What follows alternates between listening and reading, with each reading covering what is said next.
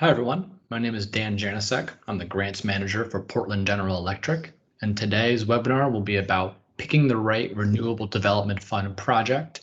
This webinar is focused mostly on developers, contractors, vendors, those on the installation and technical side of a renewable project, but could certainly be beneficiary for nonprofits, for organizations looking to host a site, or those just looking for more information on the Renewable Development Fund. It should take about 30 minutes from start to finish. I hope to get to most questions within the presentation itself, but if there's anything specific you don't see or something that pertains to your project in and of itself, please reach out. My contact information will be at the end, as well as on the RDF website.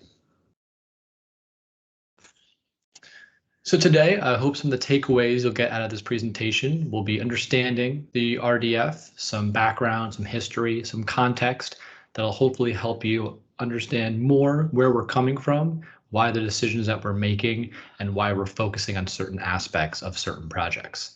I want to help you determine if a project is eligible, what is able to be funded versus not able to be funded, and also how to create an effective application. Once you get past just the benchmark of if it's eligible, what makes it stronger, what are some points we're looking for as a committee, and where you can improve your application. I'll talk briefly about some differences between good and bad applications, some best practices, and some potholes to avoid as you're developing an app.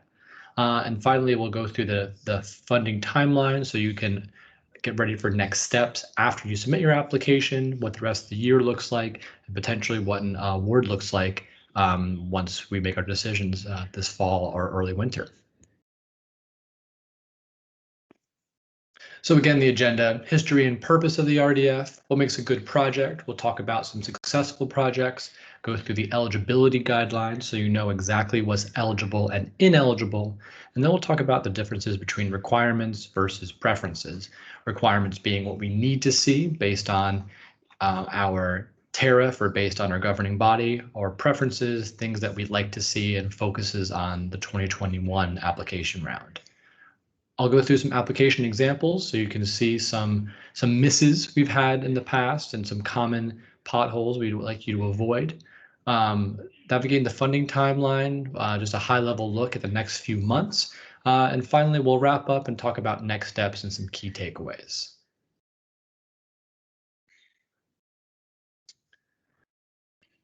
So for the history of the RDF, it's made possible by over 225,000 of our Green Future renewable energy customers.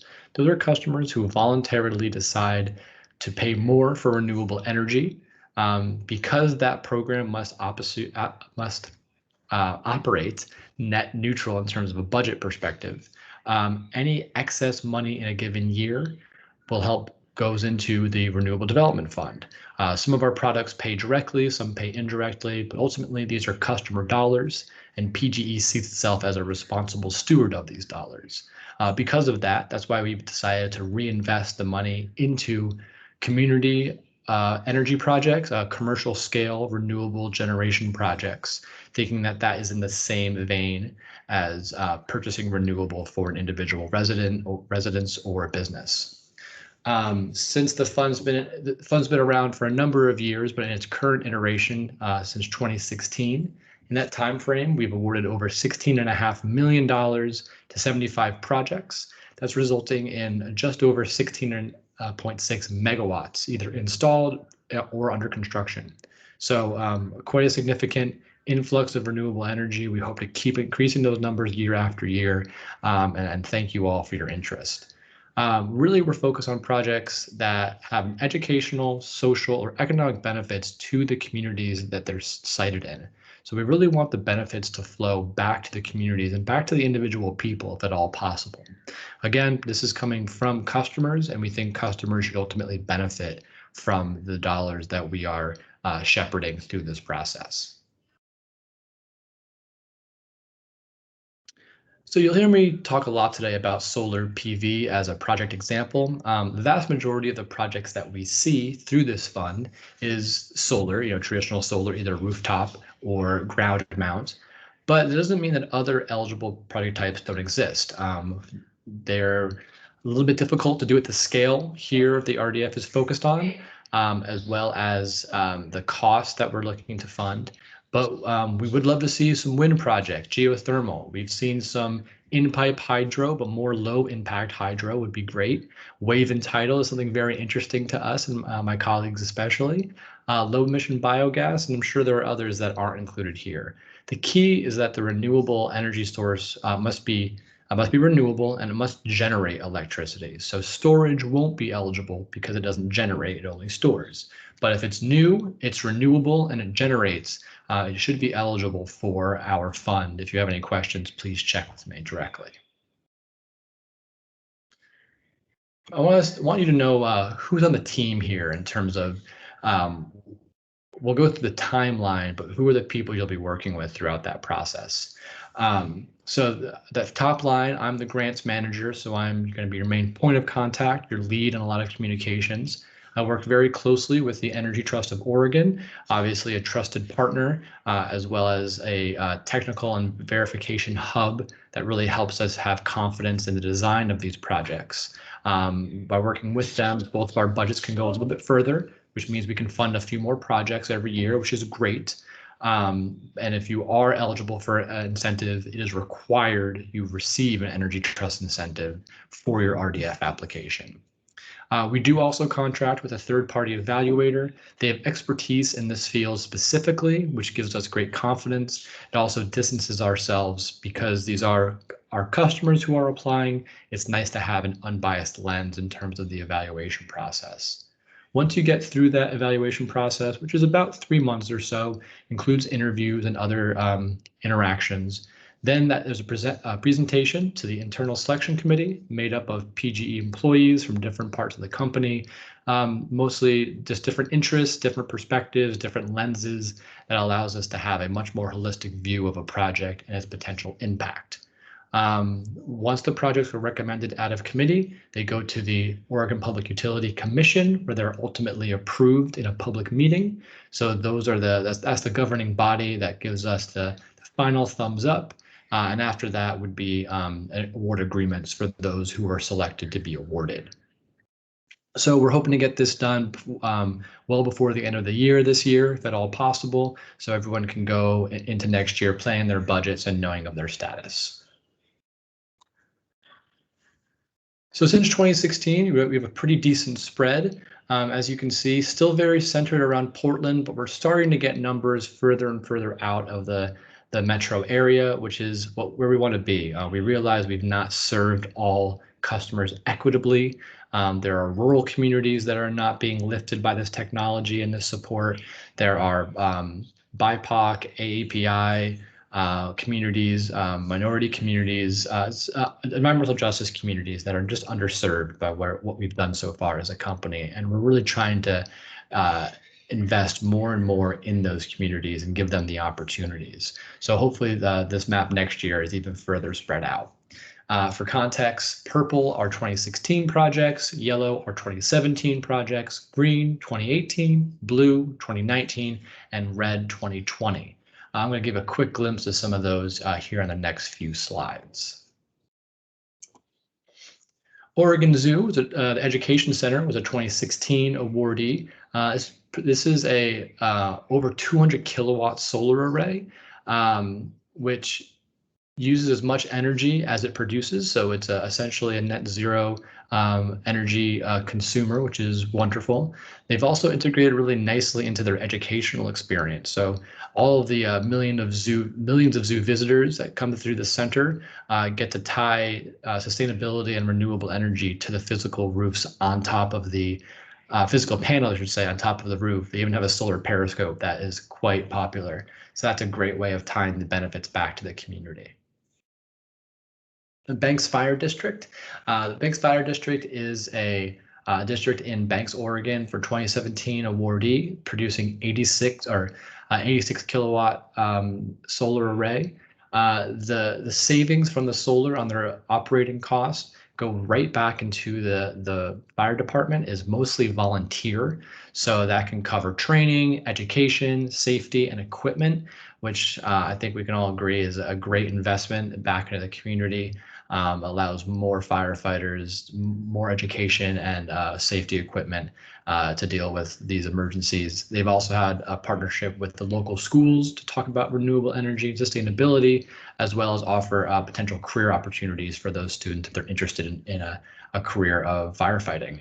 So, really tangible results there. A little bit different is the Orchards at Aranco 3, which is a low-income multifamily housing unit in Hillsborough. 2017 awardee with 52 kilowatt solar array. This is offsetting most of the usage in the common rooms, which allows them to keep the rents low and stable for the people living in this housing unit.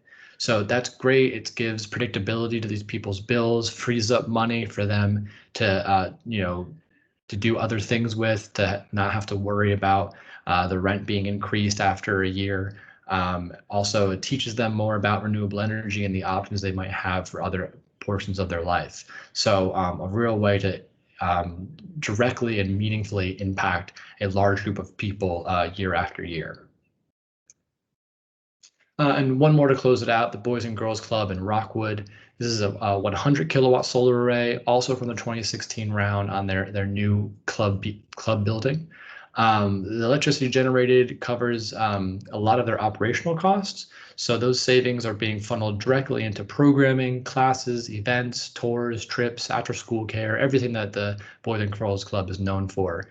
And just allows for a lot more depth of programming and hopefully serving more students that I think is a good thing all around. So they've been great partners and have been able to mix in the renewable energy to their normal curriculum, kind of being able to point to the roof and say, this is a real example of what we're teaching, which really helps deepen the experience. So now that we have some examples, I want to zoom out and talk about what makes a good application and really be specific. The first thing I will say is storytelling is a really important component. The projects, we all trust them to be technically sound, to use the right equipment. The Energy Trust is a great verifier in that regard as well.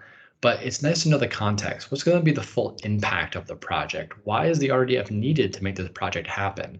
Knowing those benefits and drawing the line from the value of the award to the benefits that they'll produce for the community really helps our committee understand what's a good project and what's a great project. Purely in terms of eligibility, the only group of organizations that are ineligible would be a residential housing situation. It really has to be commercial and above. That's the scale that we're looking for.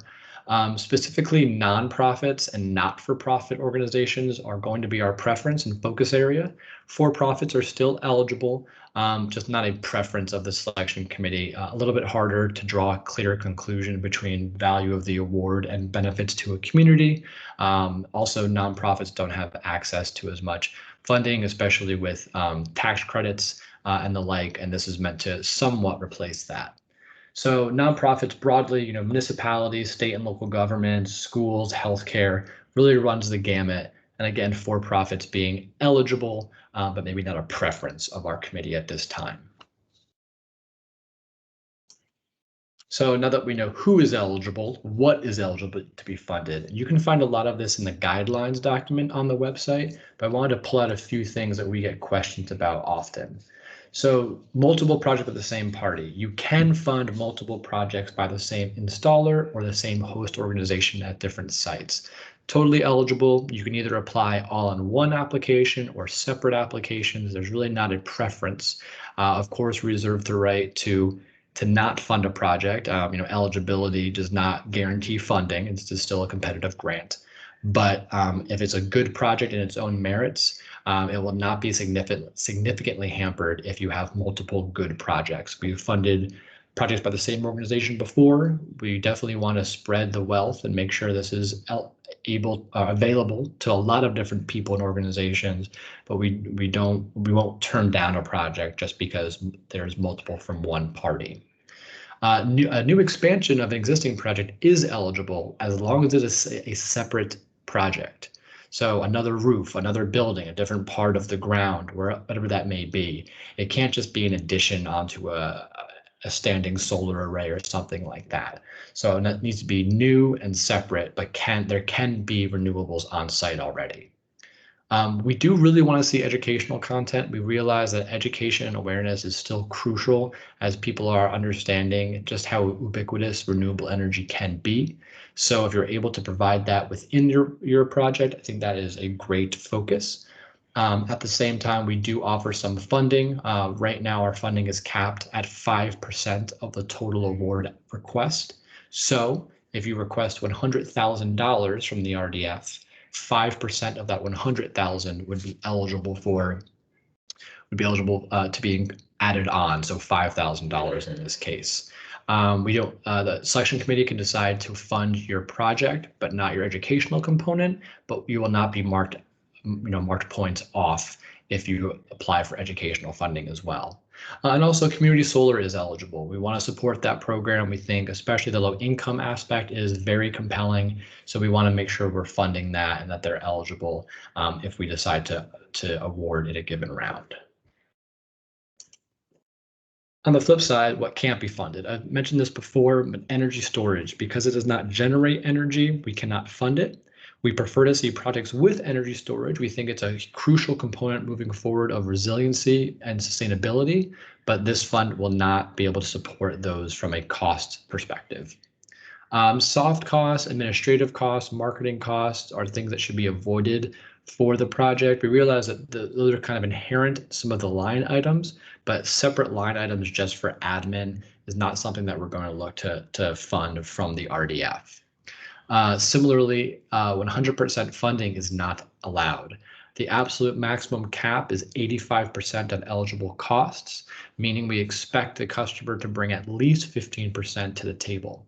85% should be seen as the total from all outside funding sources, the Energy Trust, other grants, whatever you may have, and at least 15% brought forward from the organization. More cost sharing is nice, but not required.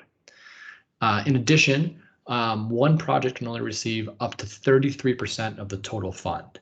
So for this round is $2.5 million. So one project could only receive a maximum of a third of that. And again, that's the maximum one project can receive. And you still have to bring 15% to the table. So those two numbers have to make sense together. We can only fund additional renewable energy. So if there is a requirement such as the green energy technology requirement, we cannot fund that 1.5%, only things above that for the projects that applies to.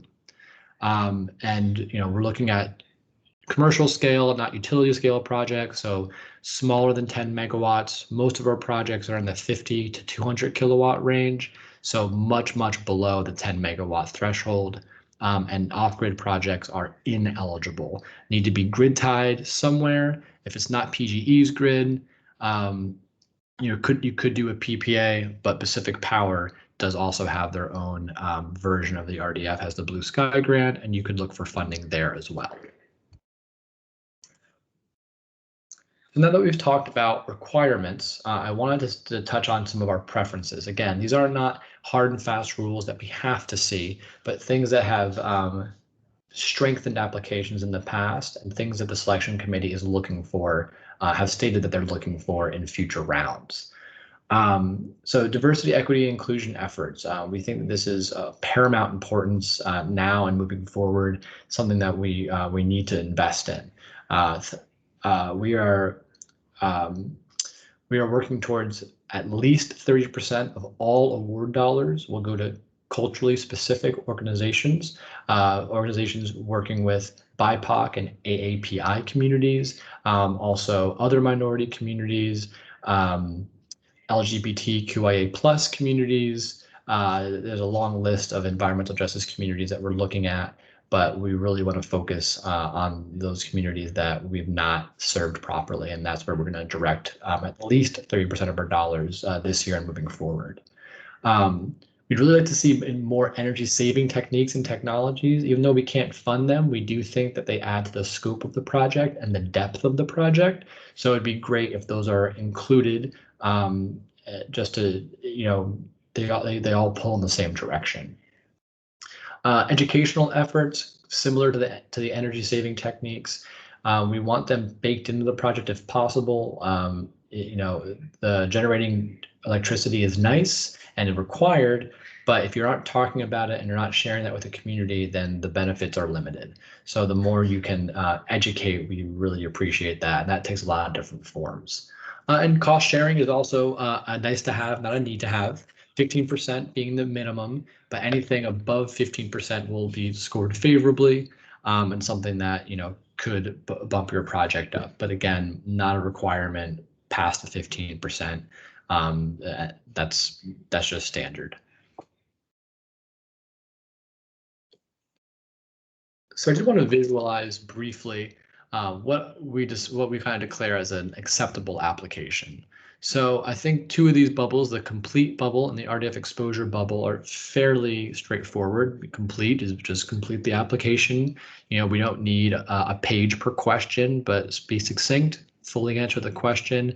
Anything that is non-applicable or not included, explain why. There is a follow-up evaluation process, but at application time, hopefully it's fairly finished. RDF exposure, signage, recognition, press releases, things of that nature. The other bubbles I wanted to talk about briefly: project readiness. The project's ready to go. It's well developed. The proper assessments have been done. You sharpened your pencils on the budget and timeline. We have the equipment picked out. Everything is in line to press go once the funding decision has been made. And hopefully the only thing holding it up is the award decision from the RDF. So hopefully some of the attachments in the application show that and allow you to move forward confidently. Community benefit, talked a lot about that. What's the additional benefit beyond just electricity? Tell your story. What's the context here? How does this align with the organization's mission? How does this align with you as the vendor or the installer's mission? That triple bottom line approach of the social, environmental, and financial impacts become really important when we're trying to decide between these high level applications and really high quality as well. And the final bubble here of financial feasibility, tied to project readiness, making sure the budget represents good value. Is it within industry norms? If it's higher cost per watt than expected, why is that? Is there, is it a new technology? Is it a new application of existing technology? Are there things here that would make it a higher cost per watt? But again, if you're within industry norms, nothing too major. We just want to make sure that the project represents good value, and that the benefits are flowing back to the community. If there's cost sharing, that's great, not required beyond that 15%, but always nice to see at least efforts towards other funding opportunities. So with that, we're going to go through a couple of bad application examples. These are a little bit exaggerated, but just areas I want everyone to be really clear on and why they're to be avoided. So this first one's a budget. As you can see, there's a couple of TBD in the cost column, and that's going to be an incomplete application. If you don't know your total cost, then we are unable to properly evaluate and ultimately award a project that's not fully baked yet. So we need to know, we have to fill in all those blanks. Going down the list, they also have batteries here. That's an ineligible cost, so you'd want to take out line G from that total cost, and then line L with the with no actual award request, just the applicant requesting 100%. Then we don't know how much money that is. We don't know how much to budget. We don't know how to properly evaluate if it represents good value. So this would probably not move forward in the evaluation and just be returned to the applicant. So this is a little bit trickier. This is a one-line diagram I'm sure you all are familiar with, but it's not a unique one-line diagram in terms of it was not specific. It wasn't built for this application. This is just a one-line example. So it's showing me what a one-line is, but not what's happening at the project. Needs to be a detailed one-line that is representative of the project itself. The same thing you'd apply to with the Energy Trust for their incentive should be included for a site plan one line for the RDF, really showing us what it looks like and that you've done the steps knowing that it's technically sound and safe. Community impact, maybe not super specific to contractors, but you might have some involvement in the project in a deeper standpoint. So this section of the application,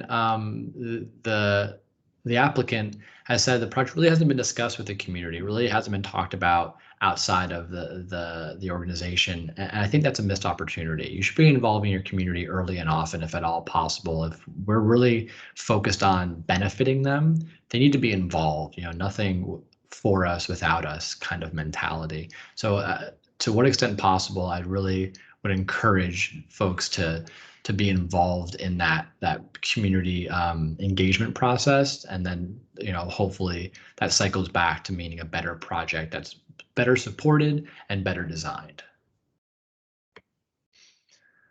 This is the end of the application talking about costs and financing, and that last question is the hang up. When if the project were not funded, the budget is large enough to accommodate a project. So this is a nice to have, it helps the books and the cash flow, but it's not needed. They already have the budget on hand. That's not really the answer we're looking for. While this is a reimbursement grant and the project needs to be able to float until final completion, we're interested in bringing additional projects online. So we want to bring new renewable generation, not renewable generation that would happen without us. So in this case, this wouldn't be while it would be eligible, it would not be a very strong application, likely would not move forward to the selection presentation. And a timeline, well, this is very high level. It's too high level. We need more specifics. Just telling us when the installation and completion will be. We need to know when are permits going in, when are designs finalized, when are contracts signed, when's equipment coming. We don't need to know a minute by minute breakdown, but just a level of detail so we know the major milestones, we know the potential barriers. And as partners in this project, we can help drive some of this timeline, if things start to extend past where we thought. And I'm sure the more developed timeline you have, the more confidence that the proper due diligence has been performed with the project and it's ready to go again once that funding green light has been given. So something more detailed than this is going to be very, very helpful. So with those application examples, just best practices, again, just a complete application that has eligible costs and eligible equipment, and that you're just, again, really making sure that you're doing the right research and the right background work to make this project happen, and it's well developed. If not, we are planning on offering the RDF again. It's been offered every year since 2016, so 2022 might be your year if it feels like 2021 is not fully developed quite yet. So as we're wrapping up, I want to talk about the funding timeline. So right now we're in the application phase. As you know, June 1st is when 5 p.m. is when it closes to the RDF inbox. I'd always go to the website for your first questions and documentation. We really tried to provide a lot of support and materials, but as always, reach out to me if anything goes beyond what we have scoped there. The Renewable Dev Fund inbox is a great way to reach me. I check that very frequently. We do need the Energy Trust reservation letter. So we realize sometimes there's some hiccups in that process. Ideally, we'd have that incentive reservation confirmation at the time of application, but if not, if it's in queue, that's okay. We work closely with them as long as the best effort was made to gather and verify that reservation. As a reminder, RDF only covers additional costs, not required costs, and we can fund no more than 85% of the project costs, but hopefully there's some sharing between us, the Energy Trust, and some few other sources if available. The next step is evaluation. So we do use that third-party evaluator, and their focus is really specifically on technical, financial, social, and educational aspects. That's kind of the scope of the rubric and the major categories that the scoring falls into. They do their own research. They might ask some questions. There is a phone interview aspect just to go through a few more details to really round out our understanding of the application, realizing sometimes it's hard to capture all that in a black and white form. They do use a quantitative scoring rubric, so we can compare apples to apples of projects, but there is a qualitative discussion that happens at the selection presentation that the evaluation feeds into. At selection, there's presentation and discussion amongst that internal group. There's only so much money in a given round, and it is fairly competitive, but we do our best to fund as many as we can within reason, and really make sure we're delivering high value for our customers, because this is customer dollar. We make those recommendations to the PUC about a week after our decision, and then they have about a 6-week to 2-month timeline to ask any questions, review, and then hopefully approve at a public meeting.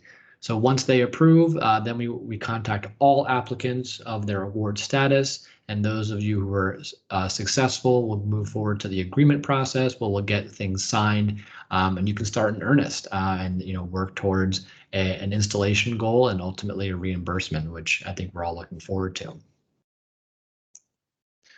Visualize a little differently. So applications accepted April to June, just about at the end of that timeline. Evaluation and selection happen next. So we evaluate through the summer for about the next 3 months, with selection sometime in September or October, depending on our volume. PUC approval happens in late fall, early winter, depending on timing. And hopefully by the end of the year, we have agreements signed and we can make a public announcement. And the online date for the 2021 round would be by the end of June 2023. If you know your project will definitely be beyond that, you have 2 options. You can either apply with that knowledge, and the committee can make the decision if they want to fund regardless, or you could always wait and hold back till next year. Very similar timing, very similar expectations for 2022. If that gives you more time to develop or be further along, but I'll leave it up to you, and you can always reach out to me directly with specific questions. So here at the end, I just want to give a high-level summary about what we talked about and the key takeaways if you didn't hear anything else I said. It's not an official checklist, but I like to use this as just a little guide of, if you check all these boxes through the application writing process, then I think you have a really, really strong contender to be awarded. So I think that's pretty self-explanatory. Please reach out with questions, but if you can check these boxes and submit on time, I think you have as good a chance as anyone of getting awarded for a given round. So takeaways along with that little completion checklist, there's $2.5 million available for the 2021 round. Remember that one single project can receive no more than a third of that. So a third of 2.5 million is the maximum a project can receive, and we still require that 15% self-funding from the applicant themselves. So those 2 numbers to keep in mind. June 1st at 5 p.m. is the close date. So please get your questions in before that and submit at all possible as early as you can, so we can make sure there are no issues. Again, new generation only. It has to be generation, has to be new, has to be additional. That's really important just by the scope of this fund. I encourage you all, tell your story, give us context, let us know the narrative. How does this impact your community, your company, your organization? We want to know all those things. It really can help separate good applications from great applications when there's more of a connection to what it's trying to do. We're focused and committed to diversity, equity, inclusion at PGE, and we like to see that represented in the awards we give. So we'll really be looking for projects that go outside of the traditional zones that we've shown before. Rural communities, communities of color, organizations that serve folks that have not been served properly previously is where we're going to look to focus. It doesn't mean that you have to have that or you're forcing that into your project, but we prefer to see projects that have that at the center of their scope. Completion by June 2023. Again, if that needs to be extended one way or extended a little bit past that, we can work on that process, but that's our expectation. We really because this is a reimbursement, we think that the quicker a project can get completed, we can get that money back in their pocket. So some of these organizations that don't have a ton of capital aren't left out in the dark for too long. And finally, I really must stress, reserve your energy trust incentive. We are going to require that as part of our application if you are eligible. So please make sure you have that reserved and ready to go at the time of application. If it's still in process, let me know. We can flag that, but it would be great if it was done beforehand. And with that, thank you so much. This is my contact information. Renewable Dev Fund at pgn.com is the inbox I monitor. portlandgeneral.com/RDF will have this presentation plus others, plus all of our materials and some other photos and information. So please check that first if you have any questions, but do reach out either by phone or by email. I am available up until the deadline date and certainly after if you're looking for next year. Please let me know how I can support you best. I'm Dan Janicek. I'm the grants manager for Portland General Electric. I really appreciate your time, and I look forward to seeing what projects you all have in store for us here shortly. Thank you so much.